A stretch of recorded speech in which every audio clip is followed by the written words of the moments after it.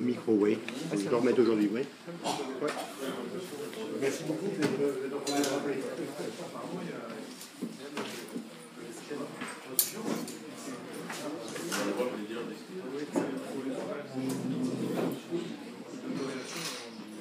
Ouais, je fais ça depuis.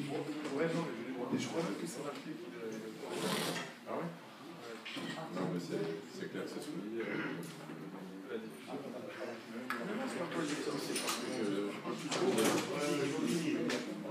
J'ai besoin d'un truc électronique.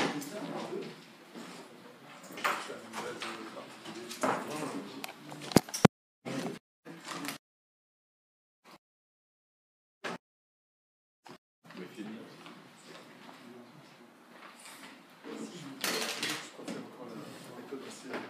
Ah ouais, non, c'est vrai.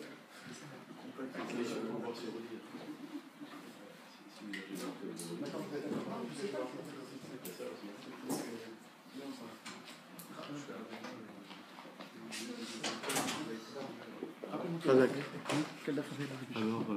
Si vous arrivez à faire Alors, c'est زي الخيط نوت non Là, on va faire Zayn au Boubet. زي الملبات Et on va commencer un petit peu près. donc on est Non, on va commencer en haut, la fin avec Zayn au Boubet. À peu près 5 lignes avant. c'est avec moi chez moi. T'as connu? C'est pas vrai? On l'a ajouté un nom, on m'a marqué, ouais.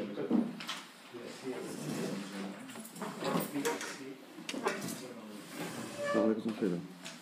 il fallait que je me baisse pour l'instant.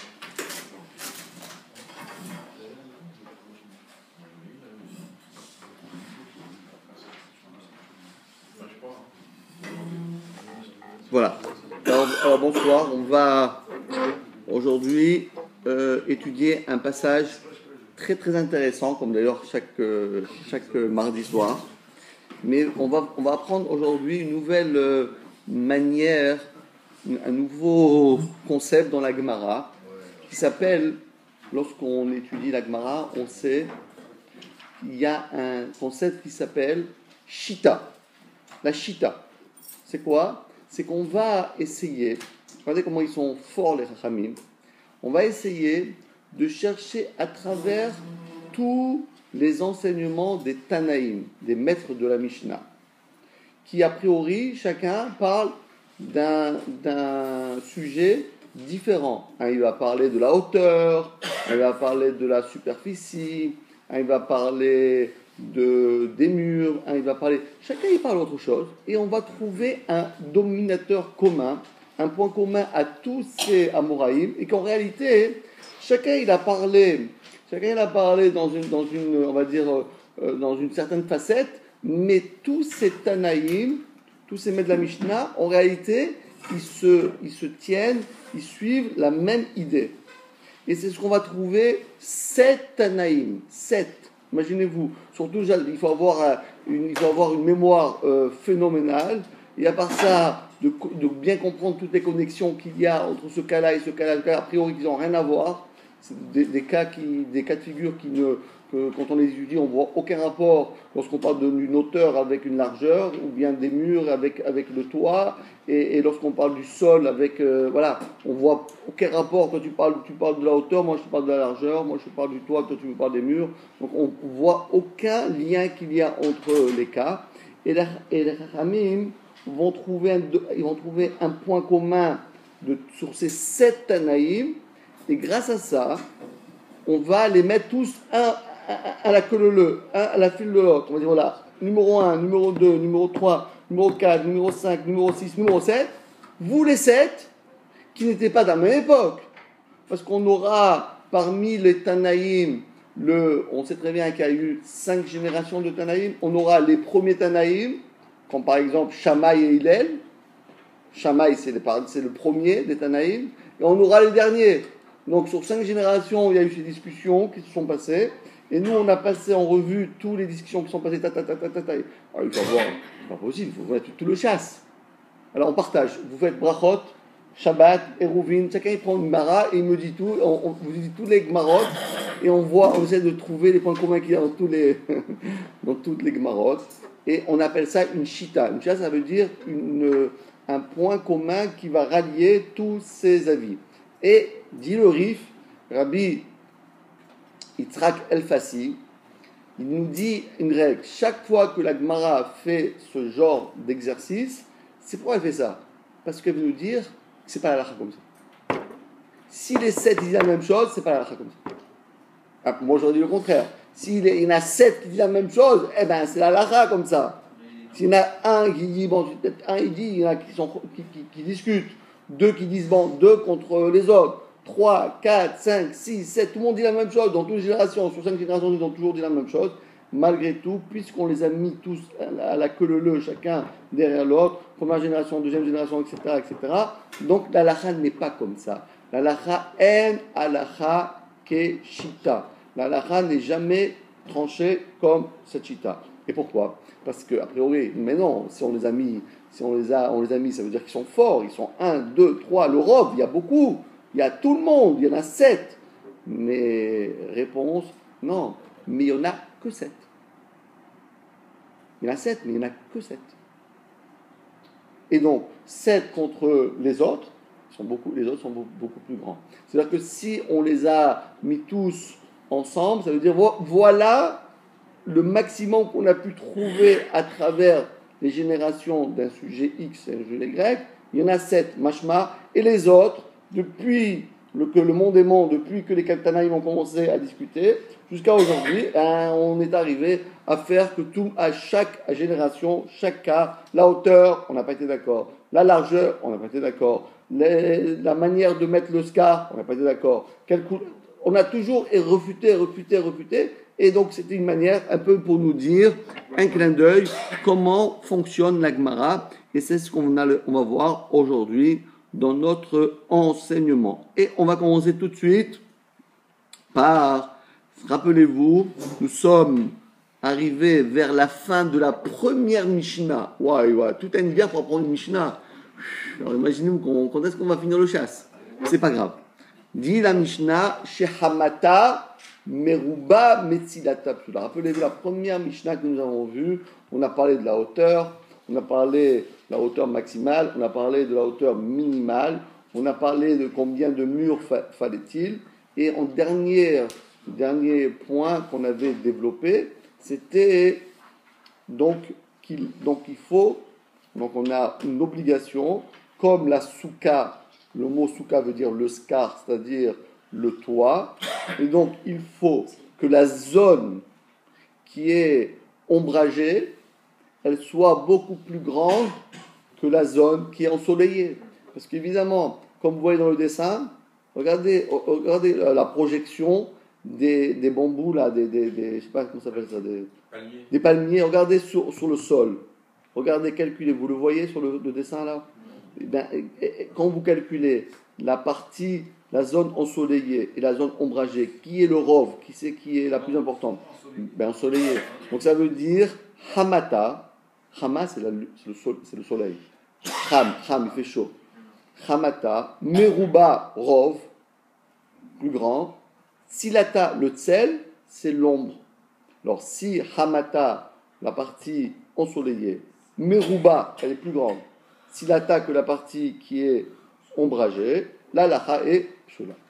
C'est pas une souka. Parce que pourquoi on l'appelle une souka? Souka, ça veut dire protection. Souka, ça veut dire un endroit qui est protégé par du soleil. Mais dans ce cas de figure, non, ça ne marche pas parce que le soleil pénètre. C'est vrai que tu as mis quelques branchages en haut de ton toit, mais ce n'est pas largement non suffisant. Ça, c'est ce qu'on avait appris dans la Mishnah, la première Mishnah. Là, nous sommes dans le DAF numéro 7. Ça, on a appris dans le DAF numéro 2. Maintenant, nous allons développer, nous allons voir une subtilité d'un maître qui s'appelle le Rav Yoshia. Le Rav Yoshia, il fait partie des Tanaïm. Et nous allons voir qu'est-ce que lui, il a trouvé comme subtilité dans la souka. Écoutez bien. Tanu Rabbanan. Les Chachamim nous ont enseigné. Tanu, comme j'ai dit déjà souvent, le Tav en araméen, c'est comme le Shin en hébreu. Chaque fois que vous voyez un Tav en araméen, tac, vous le changez en Shin. Donc, au lieu de Tanu, on écrit Shanu. Shanu, c'est Veshinantam. Tu enseigneras. Donc, Shanu, Rabbanan. Les Rabbanan nous ont enseigné. C'est comme Tanu, Rabbanan. Donc, on a ici l'enseignement dans une braïta. 2 points, ouvrez les guillemets. Hamata, Mechamat Sikour. Velo Mechamat Defanot. Imaginez-vous un instant que vous avez mis une tonne de scar. Mais alors, allez, c'est bondé, hein. Il y a plein de scar, il n'y a même pas 1 centimètre carré, sans palmiers, tout est mamache rempli de scar. Mais vous avez fait les murs en des vitres. C'est des vitres. Donc le soleil, lui, il comprend rien, lui. Il dit, je comprends pas, moi. Ok, tu me bloques par le toit. Moi, je te rentre par les murs, par la fenêtre, par les portes. Si tu me fais une porte en verre, tu me fais des murs en verre, tu me fais des fenêtres en verre, alors moi, je vais rentrer partout. Donc, lorsqu'on est dans la souka, est-ce qu'on est vraiment protégé du soleil? Ben non. Parce que c'est vrai que le haut, on est protégé, mais le soleil n'est jamais au zénith. Il est au zénith que, une minute, on va dire 1 heure, de 11h à 2 heures, on va dire, de 11h à 1 heure. Mais tout le reste de la journée, le soleil n'est jamais au zénith. D'accord? Donc le soleil part en biais, et il va donc ensoleiller la souka. Donc dans ma souka, j'aurai jamais, de l'ombre. J'aurai toujours du soleil, puisque les murs, ils vont être faits on va dire en transparent. Dit, alors a priori, on aurait dit pasoul. On a dit, c'était quoi la règle? Il faut hamata, meruba, betsilata, pasoul. Il faut qu'il y a plus de zones ombragées que de zones ensoleillées. Et dans notre pauvre souka, ok, t'as mis plein de scars, mais en fin de compte, le soleil, il passe par l'autre côté. Et donc ta souka, elle vaut rien, elle est psoula. Dit la Mishnah Braïta, Tanu Rabbanan, Hamata, Mechamat Sikour, Velo Mechamat Fanot. C'est seulement dans quel cas nous avons dit que les zones ensoleillées dérangent? C'est par rapport au toit. Si dans le toit, le soleil traverse le toit parce que tu n'as pas mis suffisamment de feuillage, dans ce cas-là, ta souka, elle est psoula. Velo Mechamat Defanot.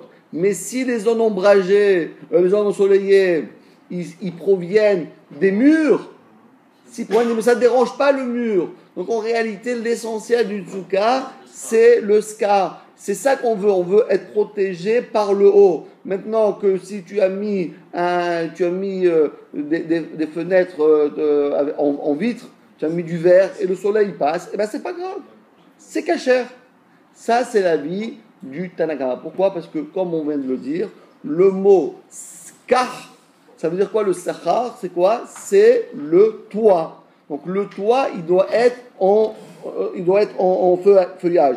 Et il doit être ombragé, on doit être protégé. Mais les murs, ça nous importe peu. C'est ce que nous dit la Braïta. Rabbi Yoshia, Omer. Rabbi Yoshia dit, mais non. Af Mehamad Defanot. Il faut avoir de l'ombre. Si tu es dans la souka et tu attrapes une insolation du soleil, c'est pas une bonne souka. Oui, mais c'est pas grave, j'ai le toit. Mais qu'est-ce qu'on fout du toit? Le soleil, il te tape sur la tête. Mais tu vas sortir de la souka, exactement. Qu'est-ce qu'il dit? Il va sortir de la souka. Ben oui, quand tu as le soleil qui te tape sur la tête, tu ne restes pas là-bas.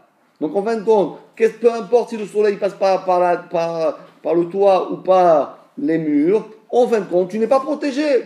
Donc Rabbi Oshaya, il dit, je suis désolé de vous dire que ta souka, elle est psoula. C'est vrai que le toit, bravo, 20 sur 20, mais les murs, excuse-moi, 0 sur 20. Donc tu n'as pas la moyenne. Et même si la moyenne, ça ne marche pas. 10 sur 20, ce n'est pas une belle souka. Et donc Rabbi Oshaya dit, pas soul. Et maintenant, chacun, évidemment, va essayer de se défendre. Alors Tanakama dit, attends, tu as exagéré, tu parles des murs, moi je te parle de l'essentiel, c'est le scar. La Torah, elle n'a pas dit tfanot, elle a dit, il faut faire une souka. Souka, ça veut dire protection par le toit. Il n'y a pas écrit dans la Torah des fanotes, les murs, elle a parlé du toit. Alors comment du toit? tu es passé au mur. Alors c'est ça qu'il va dire. Amar, Rabbi Yemar, Bar Shlamia. Alors Rabbi Yemar, Bar Shlamia, c'était un Amora. Alors, je vais vous dire, la Gemara a été composée par 2000 Amoraïm. Si vous connaissez toute la Gemara, vous connaissez 2000 noms. Donc si vous avez un petit garçon, Bezrat Hashem, pour vos petits-enfants, bien pour vous-même, bon, etc., vous avez 2000 noms déjà inscrits dans la Gemara. Vous l'appelez Abaye, vous l'appelez Rava, bien Rapapa. Imaginez-vous que vous l'appelez Papa. Et papa, attendez, je n'ai pas compris. C'est le papa ici, c'est le gosse ou c'est le père? On n'a rien compris. Vous pouvez choisir. D'accord? En tout cas, dans la Gemara, il y a 2000 noms. On connaît les connus. On connaît Abaye, Rava, Resh Lakish, Rabbi Yochanan, Ravuna, Rav Prizda. Ceux-là, on les connaît, ils reviennent tout le temps. Mais en vérité, il y en a 2000. Donc il faut connaître 2000. Bon, on va apprendre, chaque mardi, on en apprend 10. Comme ça, après, on arrivera à 2000. En tout cas, il y en a un nouveau là. Celui-là, nouveau, il ne vient pas souvent celui-là. Il s'appelle Rav Yemar Bar Shlamia. Shelema. Shelamia. Et lui, qu'est-ce qu'il dit? Mishmed Abaye, dit non Abaye. Maïtama de Rav Yoshaya. Comment c'est possible que lui, il est parti chercher les murs? Là, on parle du scar. On parle de la souka. Souka, c'est le scar. Comment il est parti du toit et il s'est retrouvé dans les murs? Dirtiv, écoutez bien, c'est trop beau là, ce qu'il nous dit là. Il nous dit, Dirtiv, parce que, rappelez-vous, dans la Torah, lorsque Hachem demande à Moïse, à Moshe Rabbeinu, au Béni Israël de construire le tabernacle, il lui dit, comme ça, il y a un verset très très intéressant. Il a écrit, Vesakota alaron et aparochet. Et tu recouvriras l'arche et aparochet avec aparochet. Alors, on se rappelle, rappelez-vous comment ça marche. Nous sommes dans le tabernacle. Le tabernacle est fait de tentures. Il y avait ce qu'on appelle la première chambre, qui s'appelle le Kodesh à Kodashim. À l'intérieur était entreposé le Aaron à Kodesh. Et puis il y avait la deuxième chambre, un peu plus grande, où à l'intérieur il y avait, à gauche, il y avait la menorah, à droite, il y avait le shulchan, au milieu, il y avait le misbéach à Pnimi, et puis à l'extérieur, il y avait le chatzer, où il y avait le misbéach, l'autel, où on faisait les sacrifices. Donc dit la Torah, écoutez bien, elle dit qu'il faut faire une distinction entre la première chambre et la chambre intérieure, à savoir le Kodesh Kodashim et le Kodesh, le Echal et le Kodesh à Kodashim. Il faut faire une différence, il faut mettre un rideau. Il faut faire un rideau entre l'intérieur et l'extérieur. On peut pas, quand on rentre dans le Echal, on ne peut pas voir le Aaron à Kodesh. On ne peut pas le voir. C'est que le Kohen Gadol, Yom Kippour, qui rentrait dedans. Donc la Torah a dit qu'il faut mettre un rideau. Comment s'appelle le rideau? Parochet. C'est comme ce qu'on fait, nous, on met la parochet devant le Aaron, dans l'arche, on met la parochet. Mais seulement, écoutez bien comment la Torah, elle s'est exprimée. Elle dit pas, tu mets un rideau. Elle dit, Vesachota, tu couvriras à l'Aaron l'arche avec la parochet. Mais la parochet, c'est pas fait pour couvrir, c'est fait pour séparer. C'est un mur. C'est pas une séparation. C'est pas quelque chose pour couvrir. C'est quelque chose pour séparer. Et quand même la Torah, elle appelait la parochet. C'est vrai, la parochet là qui est derrière vous. Comment la Torah dit? Tu sais, la parochet, tu vas servir, pas simplement comme séparation, tu vas servir pour recouvrir. Mais la parochet, elle ne recouvre pas le Sefer Torah. Je suis désolé. La parochet là, elle ne sert pas pour couvrir les Sefer Torah qui se trouvent dans le Echal. Elle sert simplement pour faire un rideau. Un rideau, c'est pas fait pour recouvrir quelque chose, c'est pour faire séparer. Et quand même la Torah, elle a utilisé le mot skar pour ce qu'on appelle un rideau. Donc on voit bien qu'un mur, un rideau, quelque chose qui est vertical, malgré tout, il a le statut de skar. Donc Rabbi Shai dit Eureka, j'ai trouvé. Bravo, vraiment, c'est vraiment, je lui tire mon chapeau. Il a trouvé un mot dans la Torah où on a appelé quelque chose qui est vertical, c'est-à-dire un rideau, un mur, quelque chose qui est une séparation. On va dire, c'est quoi? Scar. C'est pas un scar, ça. Un scar, c'est comme ça, c'est horizontal. Mais là, dans les murs, c'est vertical. Et comme même la Torah l'a dit, tout ce qui est vertical s'appelle aussi un scar. Mais sakota. Sakota, c'est-à-dire tu dois séparer, tu dois recouvrir. Donc nous voyons ici, il dit, allez, donc on voit bien que pour notre petite souka, quand la Torah dit qu'il faut faire une souka, c'est quoi souka? Tu parles du plafond. Mais non, le plafond s'appelle souka. Mais les murs qui sont autour, ils s'appellent aussi souka. Donc il faut faire aussi des murs qui sont pas transparents, parce que le soleil va rentrer. Donc il faut que notre souka, elle soit, on a bien compris, elle soit entièrement protégée du soleil par le haut et par les quatre côtés de la souka. Bravo. Alma, nous voyons d'ici, Mechitza, qu'une cloison, Skar Bainan, elle doit être comme le Skar. Exactement la même chose. La même manière que quoi? Que le Skar, il doit empêcher le soleil de rentrer. Les murs aussi doivent empêcher le soleil de rentrer. Donc Rabbi Jal dit, j'ai gagné. Je vous amène un verset, les amis. Qu'est-ce que vous avez rien dit? Vous pouvez me contredire. Je vous amène un verset. Qu'est-ce que vous avez à dire là-dessus? La discussion est clos. Parce qu'on peut en discuter tant qu'on n'a pas un verset. Mais quand il y a un verset, Hachem lui-même dit ce qu'il faut faire. On va pas couper les cheveux en quatre. Allez, dites que vous vous êtes trompé. Allez, dites-le. C'est pas grave. Allez, c'est pas grave. Jamais on a envie de dire qu'on s'est trompé. Allez, dis-le. Tu as un verset, qu'est-ce que tu dis là-dessus? Allez, reconnais, dis, ok, t'as gagné. Vera Banan, ils disent, non, mon cher ami, on est désolé, on ne s'est pas trompé. Toi, peut-être, tu n'as pas bien compris le verset. Nous, on a très très bien compris le verset. Écoutez bien. Aou, des Nikov Bepurta, des Mirze Keskar. Nous dit les Chachamim, mais non, évidemment que non. La parorette là-bas, c'est un cas exceptionnel, particulier, et on va comprendre pourquoi. Parce que, rappelons-nous, on était dans le tabernacle. Le tabernacle avait le Kodesh HaKodashim, où était entreposé l'arche. Il y avait ce fameux rideau, et puis il y avait le Echal, le Kodesh, où étaient, comme on l'a dit, tous les autres Kélim du Beth HaMikdash.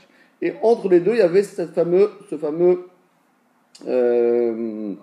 parochet, ce fameux rideau. Mais la Torah a dit, attention, ce rideau, on ne doit pas faire comme un rideau d'une fenêtre. C'est pas un rideau qu'on achète à Ikea, c'est pas ça les rideaux, c'est pas ces rideaux. Il faut faire un rideau spécial. Comment il faut faire? Ce rideau-là, il doit être spécial. Écoutez bien comment il doit être ce rideau. Il doit être fait comme on va dire comme un chaf sophite, c'est-à-dire comme la lettre, ça n'existe pas cette lettre en français, en grec ça existe, c'est-à-dire on va faire comme un chaf, on va lui faire un petit toit et après le rideau il va tomber. Donc en réalité le rideau il ne doit pas être entièrement vertical, il doit commencer d'abord dans l'horizontale et puis retomber jusqu'en bas. Donc si vous voulez, voilà, on va faire ce shiur, on le dédie à Refoua Shlema de Raphaël, Moshe, Menaché, à Raphaël, Moshe, Menaché, Ben Rena, Rachel. Donc on va faire, on avait compris normalement un rideau, vous avez bien compris qu'il est fait de cette manière-là. Mais là, on va le faire spécial. On va le faire de cette manière, vous voyez. On va le mettre d'abord comme ça une languette qui est horizontale et après on va mettre le rideau. Donc le rideau en réalité, si vous voulez, il est de cette forme-là. Et donc, quand la Torah a dit Vesachota, tu recouvriras parce que ça, c'est comme une sorte de protection aussi comme, si vous voulez, ce rideau, à part le fait qu'il sépare, il est là aussi pour protéger le Aaron HaKodesh. Il est là comme une protection du Aaron HaKodesh. Et donc, si vous voulez, c'est pour cela qu'on lui a donné le statut de Sakota, un scar. Vous voyez le scar? Mais oui, ça c'est un scar. Parce que c'est comme un petit mur. comme un petit, je veux dire, comme un petit toit. Et donc, comme c'est comme un petit toit, c'est pour cela qu'on l'a considéré, on a bien compris, comme un scar. Donc, Chachamim, ils disent, mais pas du tout.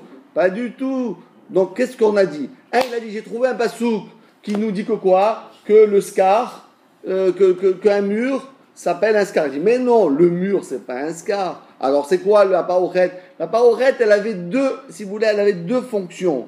Première fonction, c'était une sorte de protection, une sorte de mur, mais elle avait aussi une autre fonction, c'est qu'elle recouvrait aussi, elle pénétrait dans le Kodesh HaKodashim, elle était là comme une sorte de protection, de mur, de toit pour le Aaron HaKohen. Si vous voulez, le Aaron était là, et là c'était un petit peu en biais, et donc le Aaron il était recouvert par cette partie-là. Ça ne contredit pas, hein. Au contraire, ça confirme.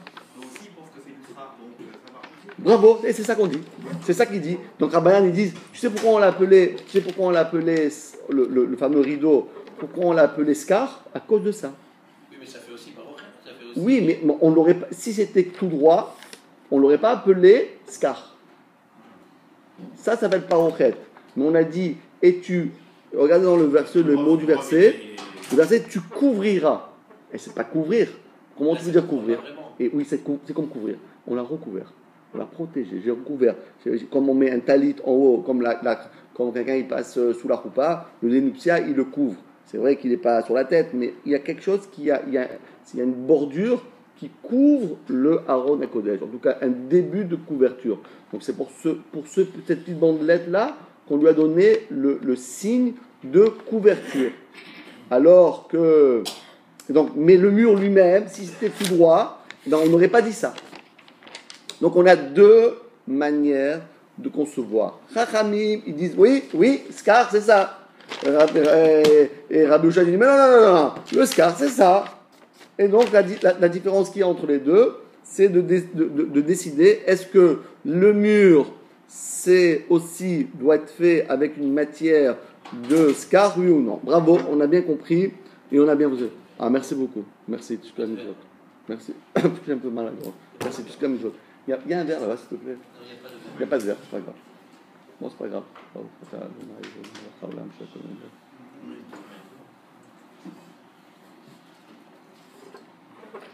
Allez, on continue un petit peu. Attends, on a déjà fait ça. Allez.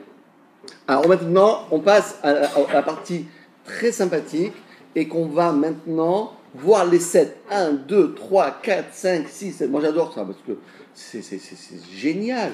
Comment tu peux connaître les 7 en même temps? Tac, tac, tac, tac. Tu jongles avec tout le chasse. Attends, ici, là-bas, là-bas, tu as vu ma sérène, Souka, et ça, et ça. Oh, déjà, un sujet, là, je me noie. Tu m'amènes 7 sujets en même temps. Écoutez bien. Amar Abaye. Ah, il est fort, Abaye. La vérité, c'est un bon, hein. C'est un pro, Abaye. C'est un pro. Il devrait être en Abaye dans la Ligue 1. Hein. Amar Abaye. Écoutez bien. Rabbi Oshaya, Rabbi Yehuda, Rabbi Shimon. Ah, en plus, je me suis trompé, il y en a 8. 28. Il y en a 8. Ah oui, parce que j'ai oublié de couper là, le truc en deux. Il y a une erreur là. Vous voyez le truc, je me suis trompé là. Rabban Gamliel, Bet Shammai, Rabbi Eliezer et Acherim. J'en ai fait 2 les mêmes, mais en réalité, c'est 2 personnes différentes. Acherim, c'est quoi? C'est Ah, les autres. Non, bravo. Qui c'est Acherim? C'est les autres. C'est pas que précis, c'est tous les autres. Non, je vais vous dire. Hein? Qui c'est? Il y a Acher et Acherim. Acher, c'est qui? Bravo, c'est Elisha Ben Avuya. Uksim. Hein? Il avait parlé, il avait essayé de l'attraper sur la macérette Oxine, c'est ça, non? Non, Acher. Non, Acherim. Attends. Acher, c'était Elisha Ben Avuya, qui était lui le maître de Rabbi Meir. Et tous les enseignements qui découlent de Rabbi Meir, qu'il a appris de son maître, qui qui s'appelle le Acher, on l'a appelé Rabbi Meir comment? Acherim. Puisque tu amènes des paroles de Acher, donc tu es Acherim. Il y a Rabbi Meir. Mais si tu rapportes les paroles de Acherim, de Acher, donc tu es Acherim. Tu fais partie des... Et pourquoi on l'a mis? On dit Acher, c'est les autres. Tu es nul. Parce que Elisha ben Avouya, qui était un maître invraisemblable, à la fin de sa vie, le malheureux, il s'est égaré. Et malheureusement, il a été Mechal Shabbat, il a fait une histoire terrible. Et en fin de compte, et Rabbi Meir était tellement attaché à son maître, bien qu'il savait que son maître était complètement malheureux, il avait perdu la... Malgré tout, il voulait apprendre de son maître. Et un jour, on raconte que Rabbi Meir, il marchait à côté de son maître, Shabbat, alors que son maître, il chevauchait un cheval, il n'a pas le droit d'aller en cheval, et il disait, le maître disait à Rabbi Meir, il dit, mais Rabbi Meir, toi tu es religieux, moi j'ai jeté ma kippa, mais toi, religieux, ne viens pas avec moi. Il dit, non, mais je veux que vous me répondez à ma question. Et comme ça. Et après, il marchait en cheval, et lui courait derrière, Rabbi Meir courait, et arrivé un moment, il dit, Rabbi Meir, stop. J'ai calculé combien de pas on a fait depuis la sortie de la ville et on est arrivé à Al-Païmama, 2000 coudées. Tu n'as plus le droit de marcher. Moi, il dit, mais Rav, et toi? Il dit, moi, je m'en fous. Mais toi, tu n'as pas le droit. Donc lui, il lui disait, il lui apprenait là la faute. Il a calculé, il disait à son élève, toi, tu ne fais pas. Et la Gemara a dit, mais pourquoi il est arrivé comme ça? C'est pas possible. Comment c'est possible qu'un homme tellement grand, il a fait ça? Parce qu'un jour, la Gemara raconte, c'est le dernier daf de la Gemara de Maseret Roulin. La Gemara raconte qu'un jour, Acherim, Elisha ben Avouya, il avait vu ce fameux garçon, son père lui a dit, allez, fiston, tu vois là-bas, tu montes en haut de cet arbre-là, là-bas il y a un noisillon, et tu vas faire la mitzvah. Tu jettes, tu renvoies la mer, et tu reprends les oisillons, tu les amènes.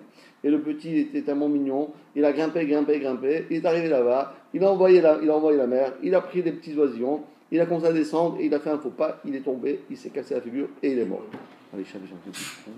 C'est 2 fois dans la Torah, elle écrit dans les 10 commandements, et par rapport à la mitzvah de Shiloh Hakan, elle dit les man yarichuni amecha, afin que tes jours se multiplient.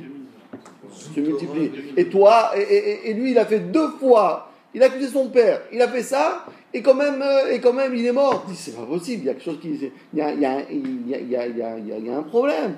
Et donc ici, comme ça, il a pris sa kippa, il a jeté par terre. Et la Gemara, elle a dit, mais le malheureux, il connaissait tout, mais une chose, il ne savait pas. Que quand il y a écrit dans la Torah, Kabet et Avicha, Bet Imecha, honore ton père et ta mère, afin que se multiplient les jours de ta vie. On ne parle pas dans ce monde-là. On parle afin qu'il se multiplie tes jours de ta vie dans le Olam Haba. Tu n'as pas compris ça, frère. Donc, si tu poses des questions, pourquoi il est mort? On n'a jamais dit dans la Torah que celui qui fait les mitzvot, et pourquoi il y a 6 millions de morts qui sont morts? Pourquoi il y a 6 millions à Auschwitz qui sont morts? Et en Allemagne, etc. Comment ça se fait? On n'a jamais dit que ceux qui font les mitzvot, ils doivent vivre. Il y a la bracha, bon, il y a une manière de gérer. Ce n'est pas le moment de parler de ça. Mais en tout cas, et à cause de ça, il est devenu comme ça. Donc, alors, on répète. Lui, il s'appelle Acher.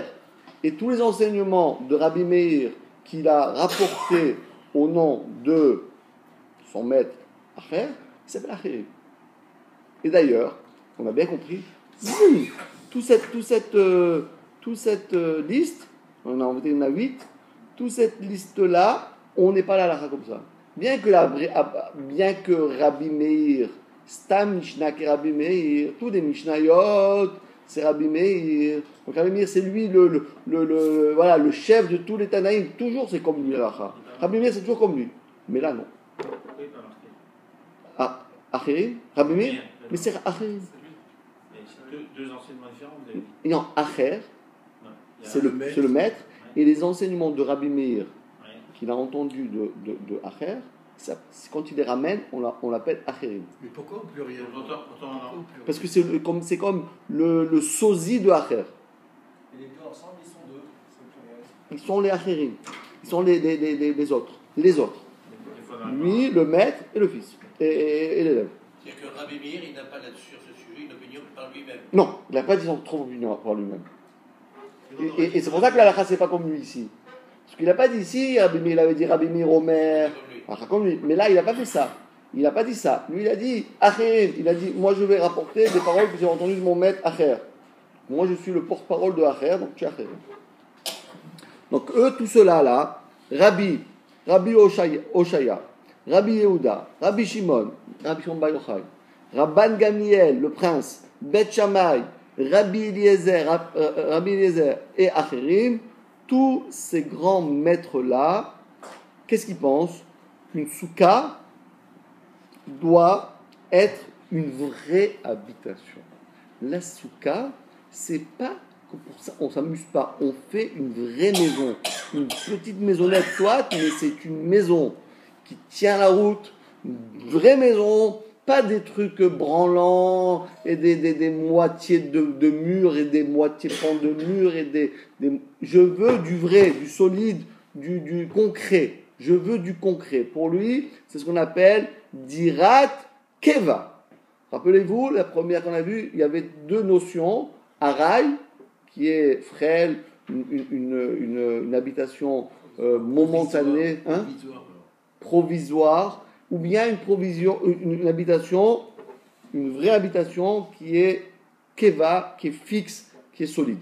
On va voir maintenant comment ça va on va voir toutes sortes de cas de figure, mais tout le monde derrière leur tête, ils avaient cette idée-là, comme on a expliqué. Ils avaient une idée, on va dire une idée fixe, que la soukha, c'est keva. C'est une vraie habitation, c'est une habitation qui est solide, une habitation qui doit être une maison qui tient la route. Et on va voir. On va commencer par le premier, et le voici le premier. Rabbi. Qu'est-ce qu'il a dit, Rabbi? Rabbi, qu'est-ce qu'il dit? Comme ça. Omer. Rabbi Omer. Kol soukha. Shenba arba amot psula. Toute soukha qui n'a pas une superficie, une surface de 2 mètres carrés, 2 mètres sur 2 mètres, Arba Amot sur Arba Amot, pas soul. Mais nous, combien on a dit? Combien il faut? 70 cm. Et lui, qu'est-ce qu'il dit? 2 mètres. Donc il est presque 3 fois plus que nous. Ça veut dire quoi? Parce que lui, il pense, mais tu veux pas vivre mon fils dans 70 cm. Attends, mais c'est pourquoi? C'est quoi? C'est une prison là, c'est pas une maison. C'est pas une habitation. Déjà, 4 mètres carrés. 4 mètres carrés. Ok, mais 70 cm, c'est quoi ça? C'est pour qui? C'est pour un chien. C'est une niche de chien. Rabbi, il dit non, moi je suis pas d'accord. Je rentre pas dans une soukha comme ça. Moi je veux une soukha. Une soukha c'est une maison. D'ailleurs, rappelez-vous, on avait appris toute une liste de halachot qu'il faut obligatoirement avoir cette superficie pour considérer ça. Rappelez-vous, on avait dit, pour mettre une mezouza, si vous avez un placard, si vous avez une véranda qui a moins que 2 mètres sur 2 mètres, pas mettre de mezouza. Celui qui a une petite maisonnette de moins de 4 mètres carrés, et il est soldat et il doit être enrôlé dans l'armée, on lui dit, mon cher ami, si tu as 4 mètres carrés, tu vas pas à l'armée. Mais si tu as moins que 4 mètres carrés, tu vas à l'armée. On avait vu que c'est quelqu'un qui a acheté une maison dans les Batar et Choma, les Choser, etc. Par exemple, c'est quelqu'un qui a une maison de moins de mètres carrés et il y a un néga, il y a une sorte de lèpre, ben ça rend pas tamé, parce que c'est seulement dans le baït. Donc une maison, c'est le minimum de maison vue par les Chachamim, c'est 4 mètres carrés. Et donc il dit, une soukha, c'est une maison.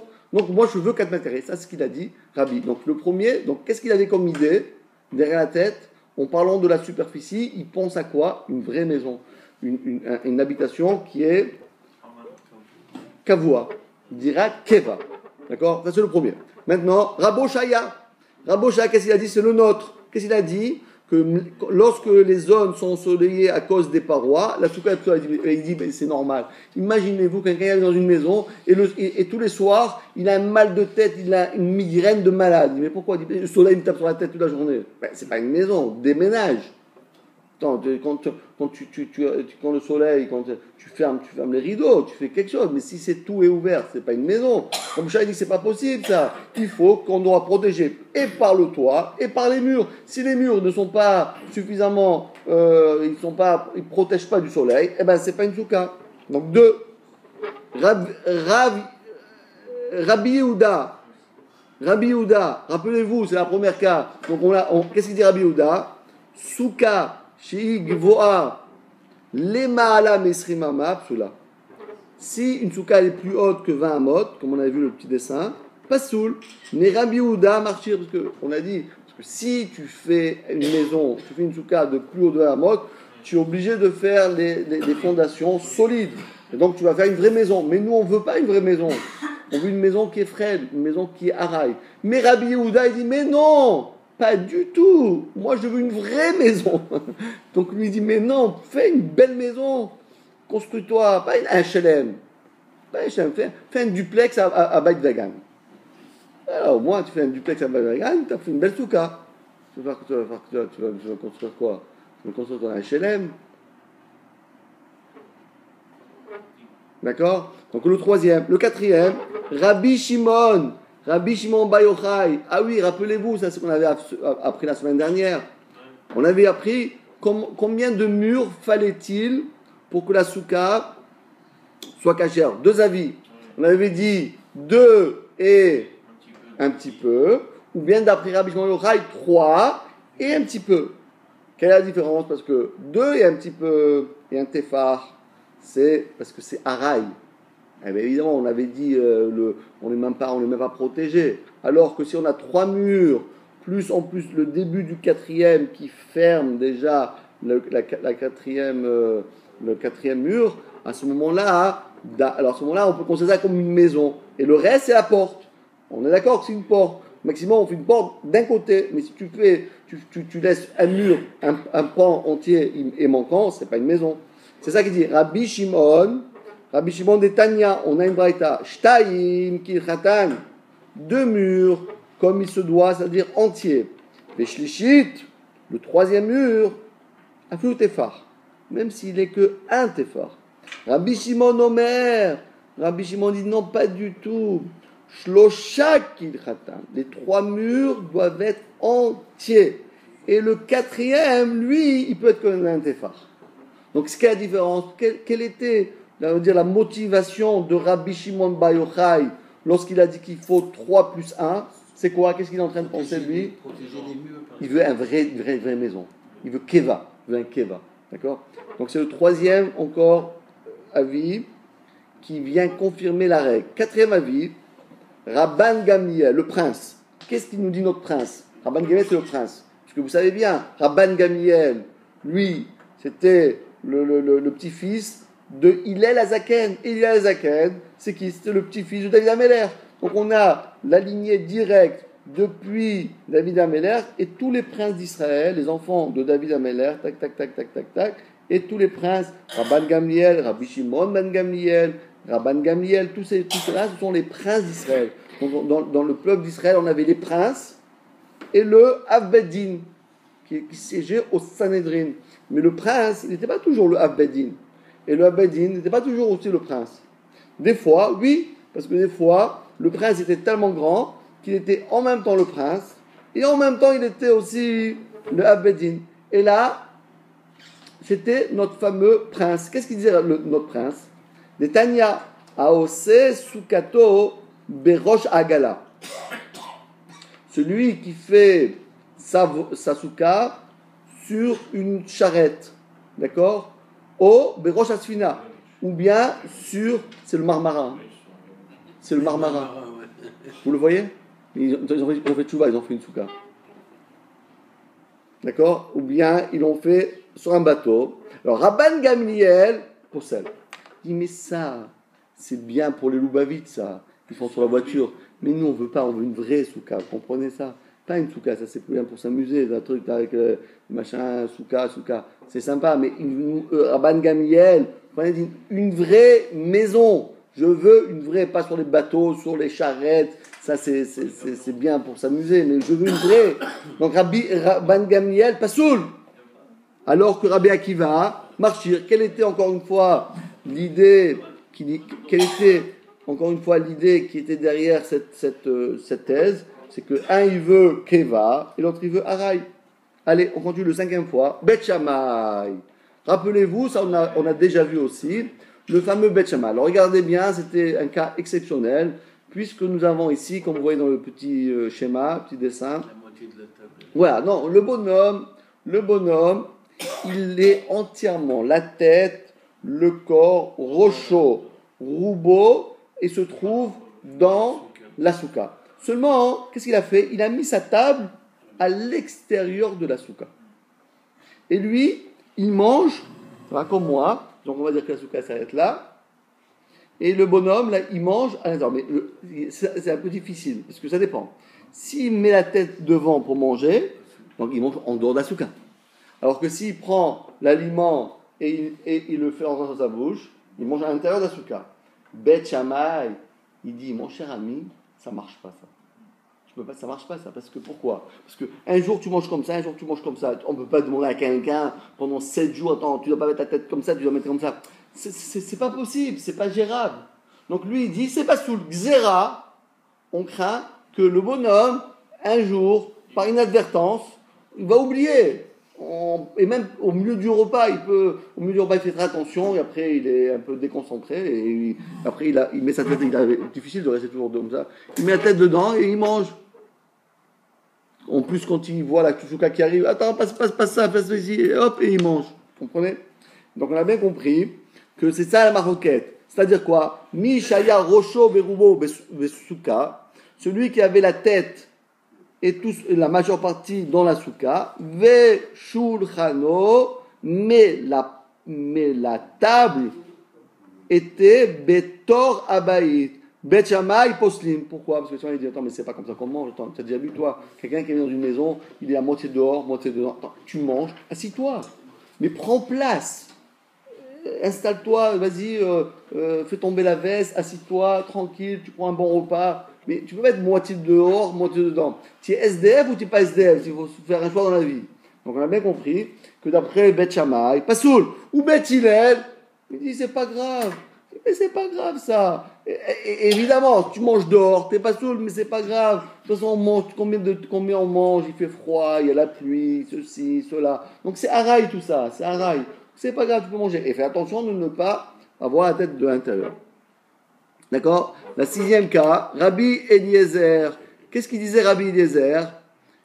Des tnan, ça on l'a pas vu encore. Écoutez bien, c'est très intéressant ce cas-là. Est-ce qu'on a le droit de faire une souka comme une hutte? C'est-à-dire, on n'a pas fait de toit. On a fait, regardez comment il a fait, il était sympa celui-là, il a fait comme une sorte de c'est quoi ça, hein? Comme une tente. Comme une tente, mais cette fois-ci, il a fait les murs en Oscar, évidemment, parce que sinon, où est l'Oscar? D'accord? Donc, qu'est-ce qu'il fait? D'après Rabbi Eliezer, celui qui fait son souka comme une hutte, ou bien, carrément, il a pris rien qu'un pan de mur, et il a posé contre le mur de sa maison. Et lui, il veut rentrer à l'intérieur, se reposer. Qu'est-ce qu'il dit? Rabbi Eliezer Omer, a aussi Satokimin Srif, comme une sorte de hutte. O Samcha la Kotel, ou bien simplement il a appuyé contre un mur. Rabbi Eliezer Posel. Rabbi Eliezer, il dit c'est pas soul. Pourquoi? Fiche Nagag. Où est le toit là? Est-ce que vous voyez un toit, vous? Il n'y a que le toit. Hein? Il n'y a que du toit. Il n'y a que du toit. Il y a ou que du toit. Bravo. Il y a ou que du toit, ou bien que des murs. Mais il n'y a pas de mur et de toit. Donc il dit, ça ne marche pas, ça, c'est pas une maison, on ne fait pas une maison comme ça. Une maison, c'est des murs avec un toit. Mais si vous achetez, sur à Tel Aviv, tout le monde fait la LIA, n'oublions pas, vous achetez sur Tel Aviv sur papier un appart 150 mètres carrés sur le bord de la mer, et vous arrivez, oh, il dit, oui, on vous a fait une hutte, monsieur. Qu'est-ce que vous allez dire? Voilà, exactement. Ben oui, c'est exactement ça. Donc ça veut dire, une maison, par définition, elle a un toit et un mur. Donc on ne peut pas en même temps considérer que c'est le toit et le mur en même temps. Alors pour une petite souka qui est haraï, allez, c'est pas grave, on dit, parce que qu'est-ce qu'ils disent les Rachamim? Comment ça va? Je dis, on va faire comme ça, regardez comment les Rachamim, comment ils font. Ils disent, vous voyez cette hutte-là, vous voyez comment ça va? On va dire comme ça. On va découper, on va comme ça, 10 Fahim, 1 mètre, c'est le mur, et hop, à partir du haut, on va considérer que c'est le toit. On va, si vous voulez, on va briser on va briser un peu ce pan de mur en deux parties. On va la considérer. Parce que ce qui est oblique, en vérité, c'est droit. C'est quoi oblique? C'est droit, c'est horizontal et vertical. C'est vertical et horizontal. Donc quand je fais oblique, on mettait ce que je fais. Si je fais une cassure, je fais l'horizontal et le vertical en même temps. Donc, mais ça, c'est bien pour une souka. Mais c'est pas pour une maison. On a bien compris. Donc Rabbi Eliezer possède. Chez Nagag, il n'y a pas de mur. Verav Hamim, Marchirim. Et Acherim, écoutez bien Acherim, le voici. Acherim, il dit Netanya, Acherim, Omrim, Souka, Asuya, Keshovar, Pasoul. Si on a une souka qui est ronde, comme un pigeonnier, ce qu'on appelle Shovar, Soula, les filles, chez Enla Zaviot. On n'a pas de coin. C'est intéressant. Vous n'avez pas remarqué que jamais il y a des maisons rondes? Il y en a. Où ça? À Nanterre. Oui, justement, à Nanterre, vous avez bien compris, c'est ça, à Nanterre. La cité Picasso. Oui, voilà, c'est Picasso. À Nanterre, c'est exactement le mot. Parce que c'est à Nanterre, c'est bien compris. Oui. Vous avez eu des maisons rondes? À Créteil aussi, mais on ne peut pas mettre de meubles quand on visite ça. Si, ils sont ronds aussi. La table, elle est ronde, le lit, il est rond. C'est pour mettre les igloos. Les igloos. Et d'ailleurs, en Israël, à côté de Ramoth, ils ont construit toute une shrouna, tout un quartier, ça s'appelle Ramoth Polim. Ramoth Polim. Les Ramoth des Polonais. Je ne sais pas comment ça s'appelait comme ça, je ne sais pas comment on appelle ça. Et eux, ils ont fait ça exactement. Ils n'ont pas fait rond, ils ont fait toutes les formes possibles, imaginables, géométriques. Alors, c'est rond, carré, cubique, 5. Alors, le gars, il arrive, il met son lit, il ne peut plus bouger. Parce qu'on perd tous les coins, il y a trop de coins. Et d'ailleurs, c'était un flop terrible. Ils ont perdu énormément d'argent parce que personne ne va acheter un truc comme ça. C'est pas viable. Et donc, qui c'est qui les a achetés? Les religieux. Parce qu'ils n'ont pas beaucoup d'argent. Donc, ils ont fait à moitié prix, ils ont bradé ça. Et ils ont acheté ça. Comme vous avez dit, après, ils ont construit. Il faut construire chaque meuble. Mais en plus, chaque maison, il faut sur mesure. Parce que chaque meuble, il faut qu'il rentre dans sa maison. Parce qu'il n'y a aucune maison qui ressemble. C'est comme des ruches, comme ça. Toutes sortes de formes qu'ils ont fait. Voilà. Et donc, on a bien compris. Et c'est comme ça que je termine ce petit shiur à Chazak Oboro.